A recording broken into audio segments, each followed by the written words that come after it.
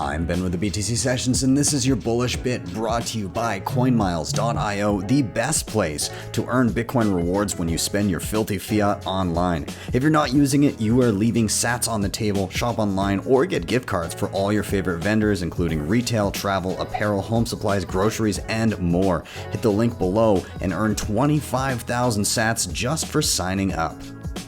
Really want to be surrounded by builders, no matter where you are, even if you're trapped in a sludge city. When you look at your 10 closest friends, 90% of them have to be makers, builders, creators, less think boys, more men with rough hands. That's the infrastructure you want to surround yourself with the majority of the time, regardless of where you are. And those towns that are built around, like a lot of where we are in Canada is built around mining towns, is built around industry. Pretty well everything that Canada is industry, and we just got sold out by the suits in the east too early for any of our kind of localized efforts to really benefit and build power from the resource and construction and industry efforts that we have here. We have to remember that the majority of people on this planet just want to transact fairly. They just want to exchange and build and create and function with each other fairly. As we know, the only alternative to money, if you abandon money, is violence. So the majority of us want a system that's fair so that we can execute on our goals, on our dreams, on our visions.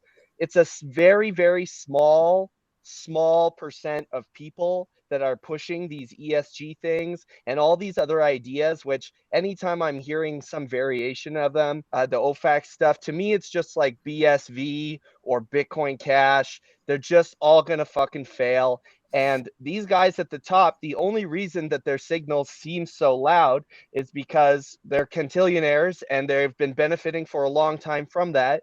And they are tied into that fiat system, which at this moment, they have a lot of power. So their signal is much stronger. When it really comes down to it, the engineers working on these projects and anybody involved that has more of a connection to entrepreneurship and to earning and providing for their family than from sucking and parasiting from everyone else is just instinctively going to connect with true Bitcoin.